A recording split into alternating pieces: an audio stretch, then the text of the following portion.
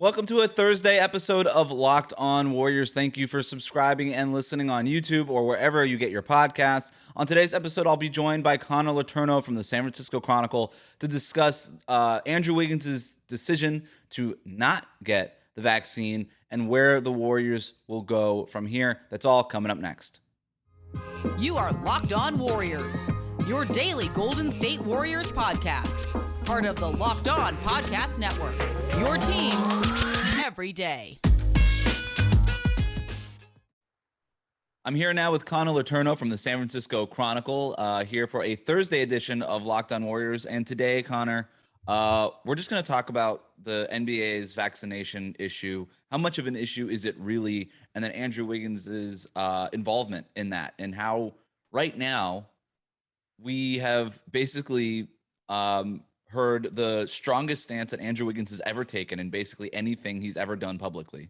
And it was an interesting moment on Media Day on Monday. You were there at Chase Center in San Francisco. What was your impression of Andrew Wiggins and that press conference? Kind of a bizarre press conference, the way it kind of turned out.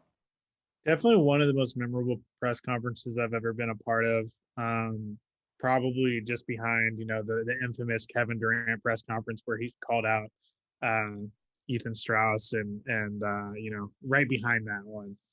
But it was interesting because Wiggins is such a chill guy, and it was such a tense moment. So that juxtaposition of him still like speaking in his kind of hushed monotone and being relatively chill in a very tense situation, but you could tell at a couple different moments that he, at least in his own Wiggins way, was getting upset, and you could see how serious this topic is to him and how firmly he holds those values, whatever values those are. We don't really know the details of them, but he obviously cares a lot about his anti-vax stance. And my takeaway was there are zero indications that he's going to get vaccinated anytime soon. I mean, probably the most memorable quote was him saying, my back is against the wall, but I'm going to fight for what I believe in. Like, you can't really make it much more clear than that. And you cannot overstate how big of an issue this is for the Warriors. It's the biggest story for them right now. Forget Klay Thompson, James Wiseman, the rookies, like who makes the 15th spot. Forget all of it. It's Andrew Wiggins. For sure. And there's deadlines coming up that matter. He needs to get back. He needs to get the Johnson & Johnson by tomorrow if he hopes to not miss any games, because the new rule in San Francisco enacts October 13th. The first home exhibition after that is October 15th. Yeah, so give him 2 weeks. And so if he doesn't get vaccinated by tomorrow, he's going to start missing games. Yep. Exhibition games. And he's going to start losing money. Yeah, and then he needs to get vaccinated by October 7th. He needs to get vaccinated by October 7th if he hopes to not miss any regular season home games. And if he's not vaccinated by October 7th, the Warriors really have to start seriously thinking about how they're going to handle this going forward, because I don't think you can go into this season with the plan for him to just join the team for road games. My understanding is he actually could still practice with the team at home while he's unvaccinated, but to only what good does that do though? Do the occasional home practice and join right. the team for the road. That's an untenable situation. For a Warriors team that wants to not only win the championship, that's their goal, right? They have championship aspirations. There's also a team that hasn't been in the playoffs for 2 years. They're not going to be able to even get to the postseason if they don't have Andrew Wiggins this year. And I'm not just, he can play the road games. If they don't have him for the home games, they're not making the playoffs. They're not. They don't have enough depth. I'll go a step further and say that if Andrew Wiggins doesn't get vaccinated, the Warriors have zero chance of maximizing what's left of Steph Curry's prime. Yeah. Here's why. Because if he goes into the season unvaccinated, the Warriors have to trade him. I don't think they have a choice. Like I said, it's untenable to let him just join the team for road games. It sets a bad precedent. It's going to be an incredibly uncomfortable situation that's going to be hanging over the team's head like a dark cloud the entire season. it's not, it can't be accepted if that is what happens. And so they're going to have to trade him, but it's going to be really hard to trade him. It was going to be hard to trade him even before this because he's a max contract player who's not a max level player in terms of ability. He has more value to the Warriors than any other team in the franchise. He's a perfect fit on the Warriors. He's a legitimate starting small forward. I think he would pair really well with Clay when he comes back. He's coming off the best season of his career, but other teams are not going to want to take on that contract for a player of his caliber. And then you add in this whole new wrinkle, and people really aren't going to want to take him on. So just to get rid of him, you're probably going to have to attach assets. You're going to probably have to attach future first round pick or two, a future first round pick or two. Yeah. And not. And what do you get back in return? You get maybe a role player. Maybe a role player. So it's just going to completely decimate them both in the near and long term. Right. They can't trade him. No, they can't.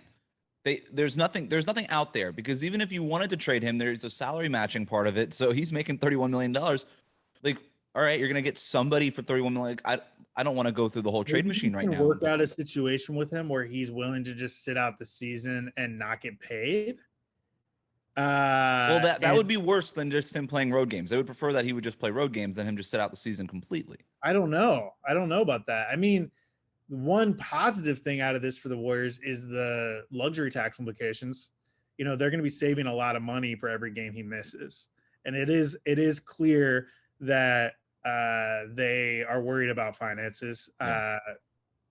Bob Myers intimated there's a good chance they're not going to fill that 15th spot.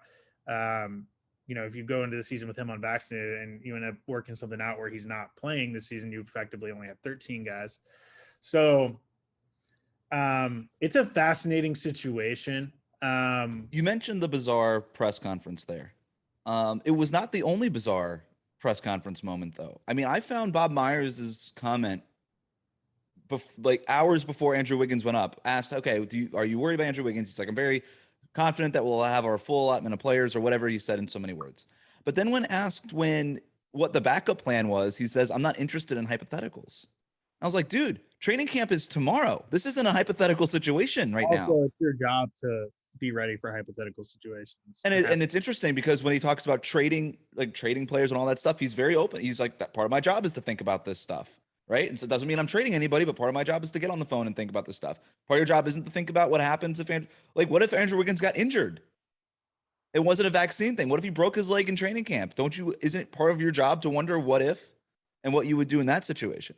So that to me was bizarre. Steve Kerr basically said the same thing, which means that they both agreed essentially before media day to say the same thing, right?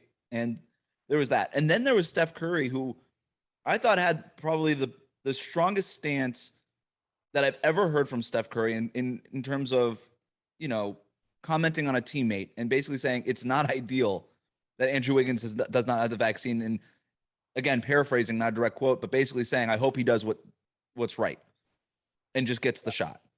Yeah. And that to me was pretty striking from a guy like Steph, who, like, on its face, the quote's like, all right, whatever, it's pretty vanilla. But for somebody like Steph, that's an endorsement of Andrew Wiggins is not being a team player right now. And he needs to be. He needs to go get that shot. Yeah, and Steph was the last guy who talked at media day, understandably.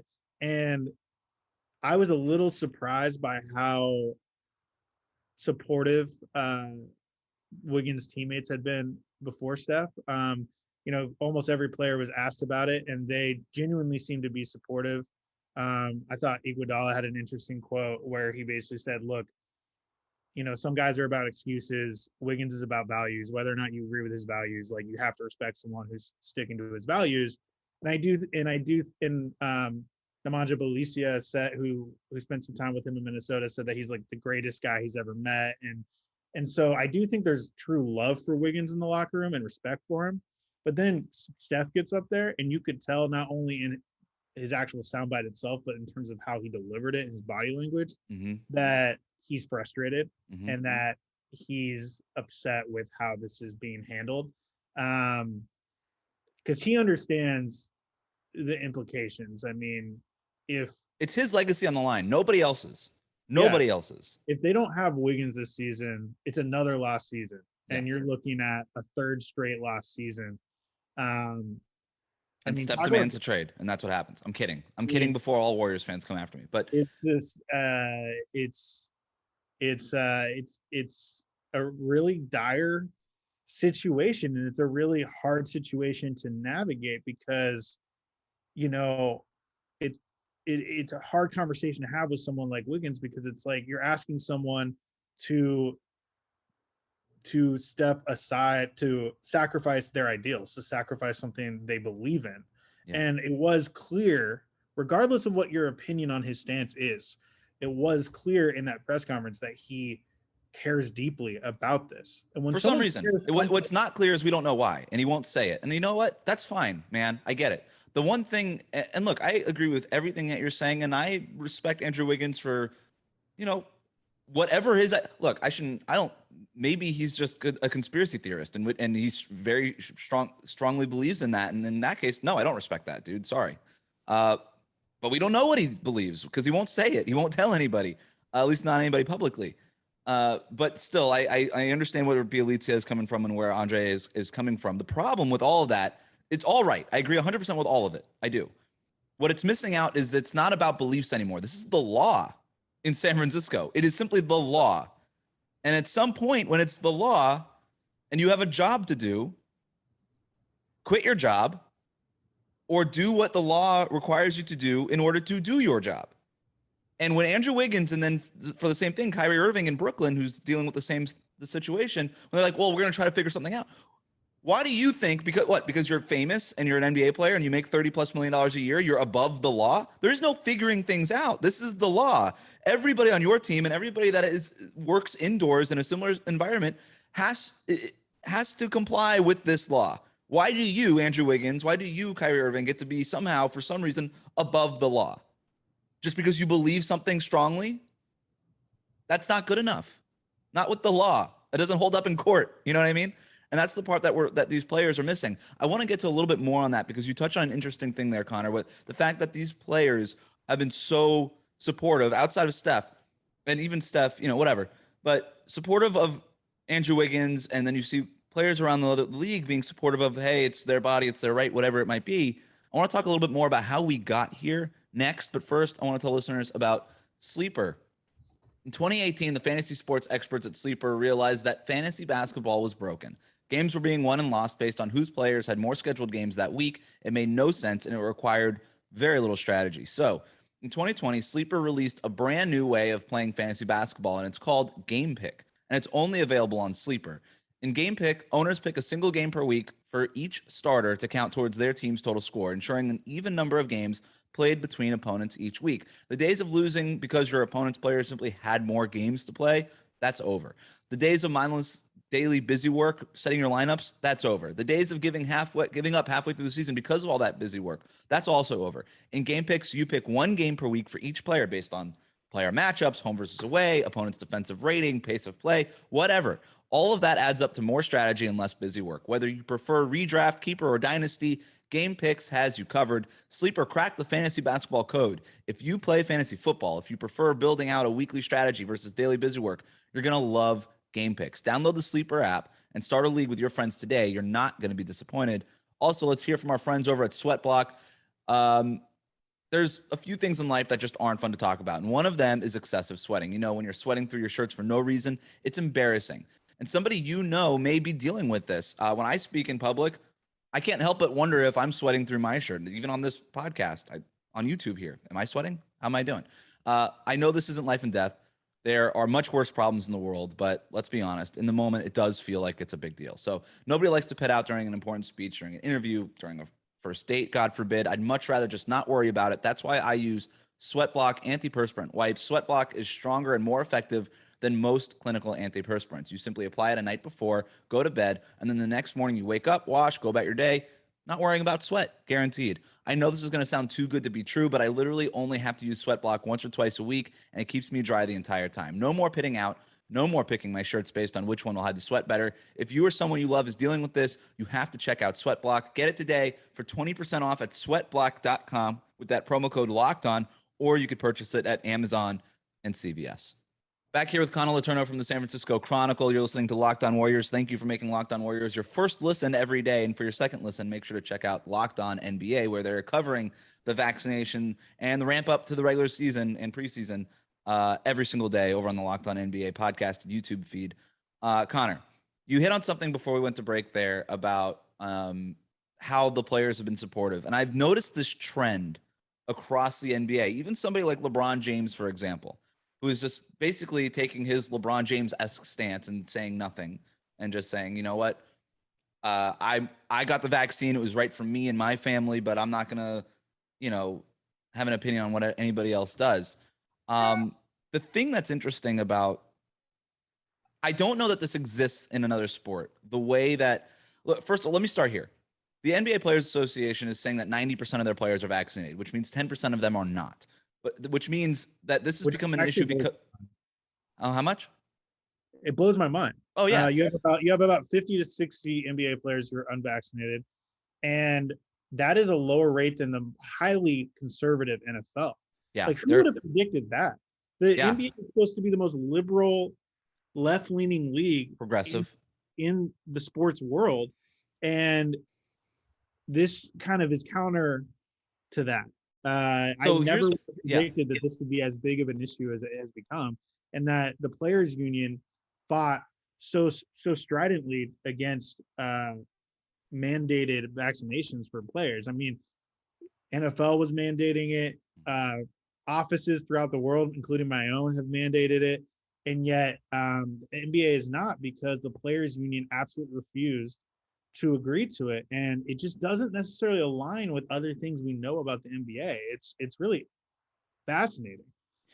To me, it comes down to the player empowerment thing, and I am not anti-player empowerment. People know this about me. I'm very much for player empowerment. I think there's still room for more player empowerment, right? I don't think, I don't want to do that whole conversation. But the problem with player empowerment, and I'm not somebody that acts like everything is perfect. The problem with player empowerment is that's inherently anti-authority. Player empowerment is inherently anti-authority, anti-owner, anti-GM, and it's inherently selfish, right? You're seeing this play out with Ben Simmons right now, where he doesn't want anything to do with his teammates. Why? Because he is now empowered because of this player empowerment movement to say, I don't care that I have 4 years left on my contract. I want out of here. And you know what's going to happen? They're going to trade him. We know this. For a bag of chips. We'll see. But it is selfish. And I'm not saying it's right or it's wrong. I'm just saying it's selfish. And I don't think there's any disagreement about that, right?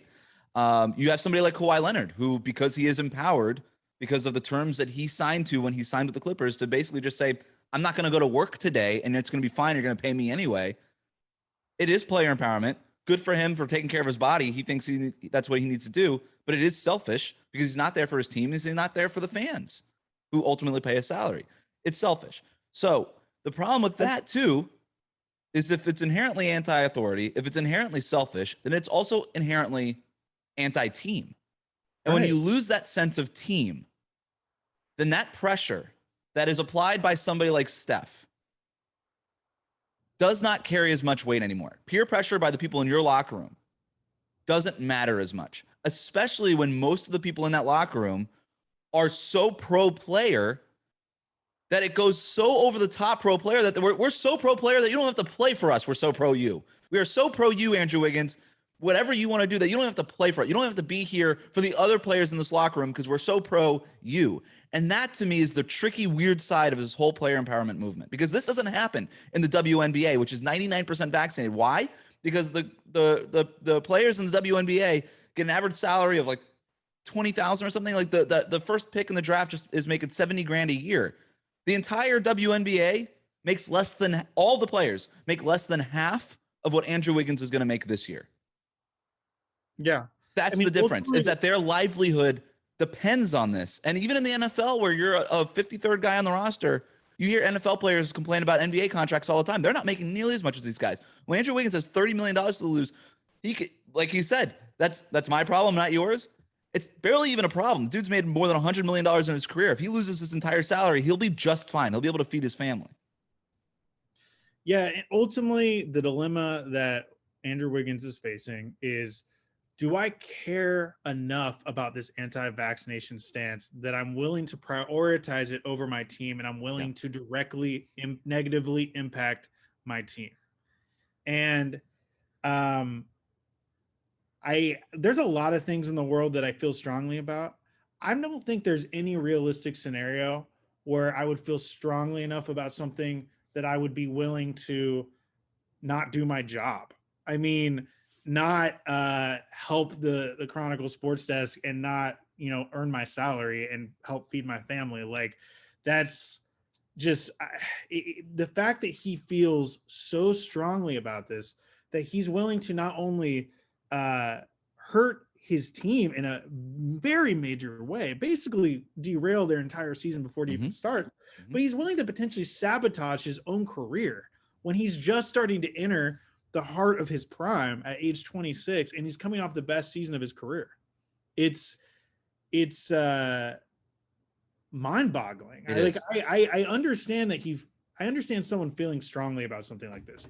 I don't understand someone feeling so strongly about this that they're willing to undo everything they've ever worked for. And it's again, to me, it's just this level of, it's almost like a class thing, right? Like, if you have so much money where it doesn't matter if you play, and you can just be selfish this way. And again, I don't know he applied for a religious exemption, so maybe it's a religious thing. Or maybe he was just trying to find a way to work around this, but it was denied. A religious thing. I don't know what the reason is. Nobody does. He's not a Jehovah's Witness, and we know that he's not Amish. Okay. And he probably got a vaccine before he attended Kansas. Like, I'm guaranteed he's probably had a vaccine before. He had to. So I don't know why all of a sudden this vaccine he's so against. And for him to say, I'm going to do my own research, dude, the vaccines have been out for 7-8 months, however many months.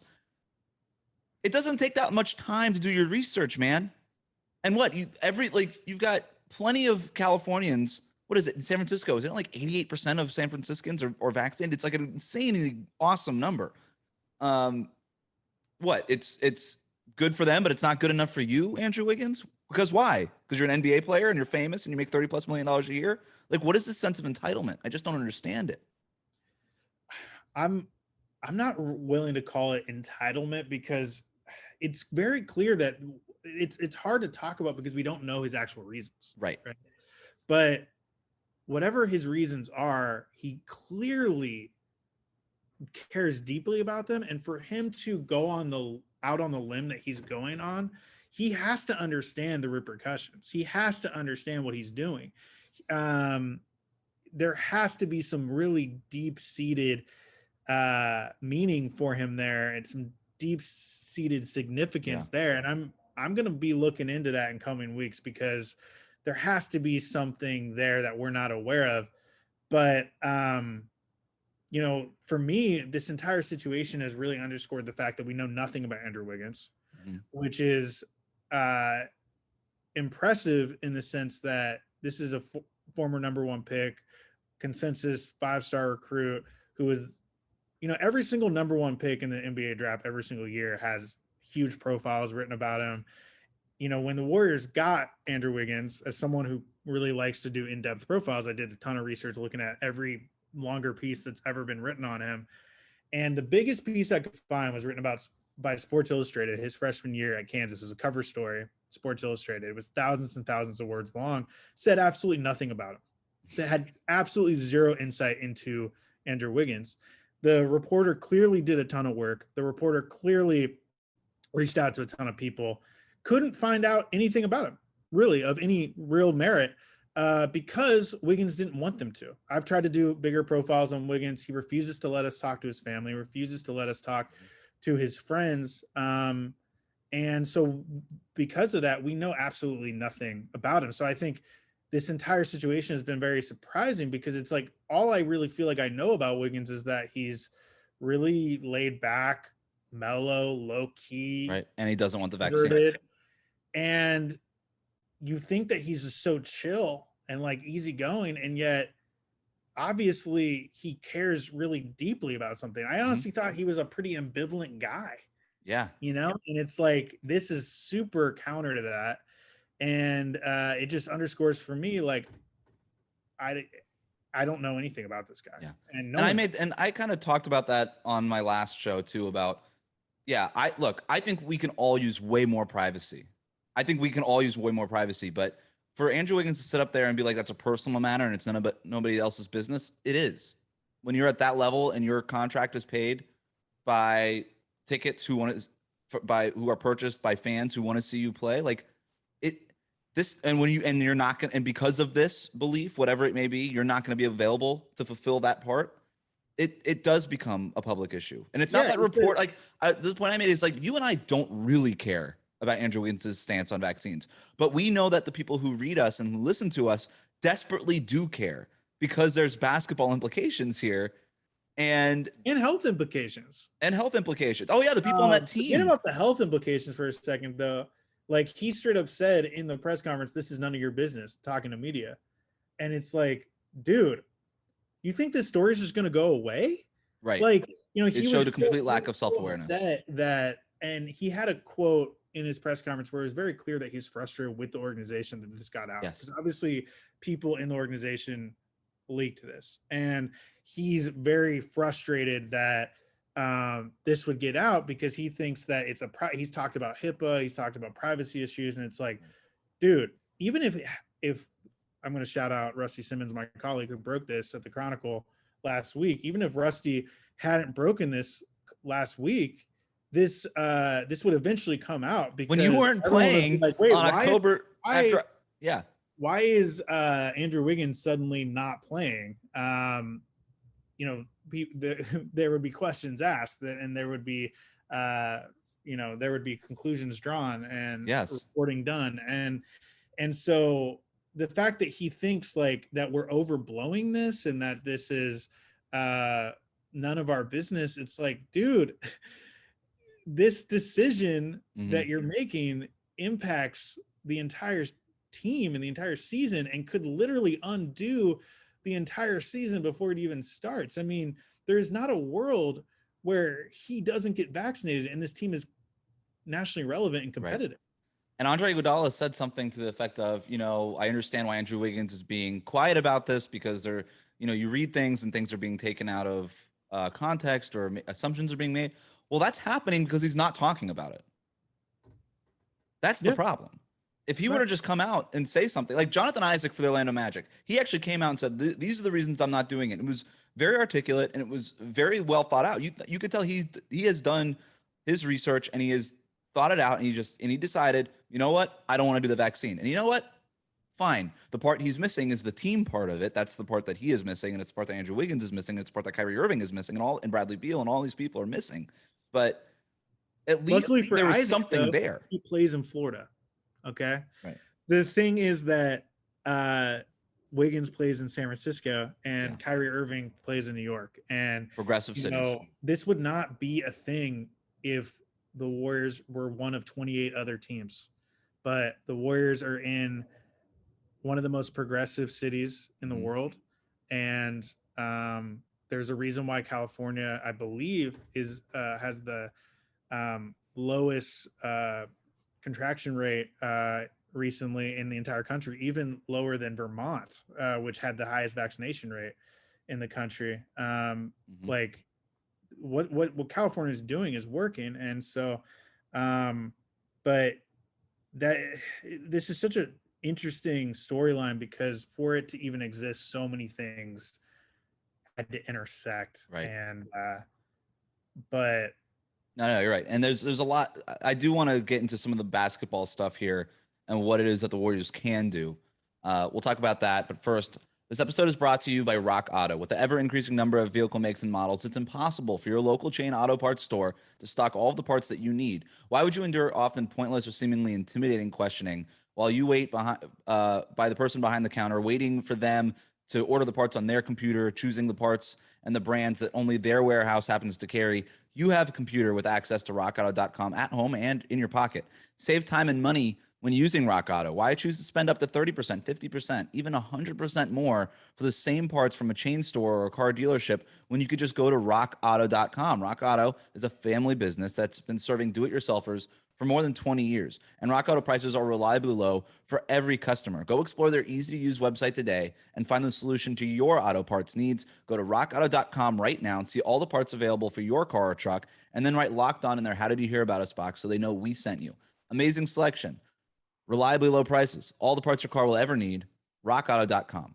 Let's also talk about BetOnline. We're back and better than ever. All eyes are on the gridiron as teams are back for another football season. And as always, BetOnline is your number one spot for all of the pro and college football action this season. With a new updated site and interface, even more odds, props, and contests, BetOnline continues to be the number one source for everything football. Head to the website or use your mobile device to sign up today to receive your 50% welcome bonus on your first deposit. Don't forget to use that promo code Locked On to receive that bonus. From football, basketball, boxing, right to your favorite Vegas casino games.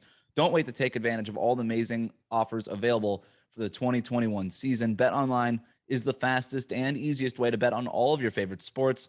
BetOnline, where the game starts. All right, Connor. Here with Connor Letourneau from the San Francisco Chronicle. Thanks again for making Locked On Warriors your first listen every day. Just to kind of put a bow on this Andrew Wiggins conversation, I do think, again, we sort of asked the question earlier, why is the most progressive league behind the NFL, the NHL, the WNBA, all these other leagues? This is the most progressive league, and you're behind all the other leagues. I think that it's gotten this reputation for being the most progressive because of the player empowerment stuff, and that in itself is progressive because of the great work they did with Black Lives Matter last summer. But I think they've become they have fallen woefully short on things like this. And you look at the Players Association, and I got to look at them, man, because the NBA, they want to just say, Adam Silver wants to be like, hey, it's mandated. You have to get the vaccine in order to play in this league. The NBA Players Association pushed back against that and said, we're not cool with that. And according to a story in Rolling Stone, the biggest voice in that was Kyrie Irving, who somehow is an elected official in the Players Association. Somehow. And it comes again to what I was talking about earlier, is that player empowerment and that peer player empowerment that's happening in the NBA, because they look at Kyrie Irving and be like, hey, you're on your own third rail doing whatever it is that you're doing, but we support you, brother, and you go do it. And in fact, we support you so much that we're going to put you in an elected position, which to me is bananas. Because when you talk about a person who has not the first time been prone to conspiracy theories, right? He has a history of conspiracy theories. He has a history of just kind of doing whatever it is that he wants on a whim, not showing up for work, not being there for his teammates, all of these things. I mean, you put a conspiracy theorist into office like that, I mean, it's borderline Trumpian, right? And it's like, of course, if you put this person in a leadership position, I don't want to then hear the NBA Players Association be like tweeting out, we're at 90% vaccination rate where the rest of America is at 55%, which was an inaccurate and misleading number in the first place. But like, and trying to defend themselves and being like, well, it's just a vocal minority. You put one of the people in that vocal minority into a leadership position and are now listening to him when 90% of everybody else just wants everybody to get vaccinated just so that we could play basketball and have a normal season. When you got this one guy leading the charge on this anti-vaccine stuff, that to me is just, again, this progressive league and these progressive players who have done a lot. And Kyrie Irving has done a lot of great work in his community. And you have LeBron James and Chris Paul and all these guys who are who have a huge voice in the league, who have done great work in their communities with people that matter to them. They are just falling woefully short on this particular thing, and it's just disappointing, Connor. Yeah. No, look, this is going to be a really interesting next week for the Warriors because, like I said, the date to really monitor is October 7th. Mm-hmm. If Andrew Wiggins is not vaccinated by October 7th, dominoes need to fall. Things need to happen. My guess would be that Bob Myers is looking into contingency plans and very quietly going about and monitoring potential options because as you kind of touched upon, I did think that Bob Myers' quote at Media Day was really interesting. He said to the effect of, I feel confident that everyone who's healthy on our team will be available come our come our home opener. I can't help but interpret that as okay, but you have to know when you're saying that Wiggins feels as strongly as he does about this anti-vaccination stance. So, are you thinking that if he doesn't follow through in time, that you will have a trade in place in the next few weeks? And Like, like is we he going touched to upon be earlier, on the roster by then? good luck trading him. It's tough. I think the only thing that Bob Myers can do is he's got to be on the phone with Steph and be like, Steph, you need to get on the phone and talk to Andrew Wiggins. You need to be in the locker room talking to Andrew Wiggins. Not just Steph. It's got to be Draymond. It's got to be Andre Iguodala. It's got to be the leaders on this team saying, man, what is it? Why aren't you getting vaccinated? Can you please get vaccinated? Because the season is on the line. You're that important to us. And that's the only way that this stuff changes. It's the only way that Kyrie Irving gets a vaccine in Brooklyn is if Kevin Durant says, hey, man, like, enough, dude, get the vaccine. Like, it can only come from the players. And I just have not seen any player right now come out with a strong stance and say, this is unacceptable. We're all in this together. Because at the end of the day, this is a pandemic. We're all tied together. The Warriors aren't just the only team here. In America, we're all a team. That's the whole thing that it just feels like a lot of people are missing here is where it's what I want to do. It's my choice. You know, it's the problem in a pandemic is that right to privacy, that right to choice is not the same as it is outside of a pandemic, right? Because we're a web, we're all here together. Getting the vaccine doesn't only help you not get the virus, it helps people around you not get the virus. And that's the big problem that people like Andrew Wiggins and Kyrie Irving are just simply missing right now. All right. We'll end it on this, Connor. What do you think the Warriors can do as far as if Andrew Wiggins isn't ready opening night? What do you expect them to do with that? Because also Klay Thompson's not going to be ready. I mean, I could see them maybe using that 15th spot. Bob Myers can go to Joe Lick and be like, look, dude, I know it's going to be expensive, but we got to sign a small forward. I don't know who's out there, but that could be the only option. Look, bottom line is if they have to trade him, they're not going to get commensurate value for him. Not even close. You're going to be lucky just to get rid of him. You might have to give up another pick or two. I mean, you and then you think about what their wing rotation would look like without Wiggins and Klay, because it looks like Klay is not going to come back till January-ish. Right. Maybe miss half of the season. And Not looking it's good. awful. I mean, you're looking at Jonathan Kuminga, Moses Moody. They're not better than they were last year. 37-year-old Andre Iguodala, Damian Otto Lee, Porter. Otto Porter. That's pretty much your wing rotation. No guarantees Otto Porter will be healthy.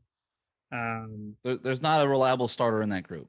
No, I mean, and wing is maybe the most important position in the NBA. That's pretty ugly. It's not looking good. We'll see what else happens. But Connor, thank you so much for joining me. You could find Connor and all of his work over on the San Francisco Chronicle. Follow him on Twitter at @Con_Cron. That'll do it for us today. Remember to subscribe to new episodes of Locked On Warriors on YouTube or wherever you listen to your podcast. Comment and leave a 5-star rating. And follow me over on Twitter as well at WC Goldberg. That's it. Thanks for listening. We'll see you next time.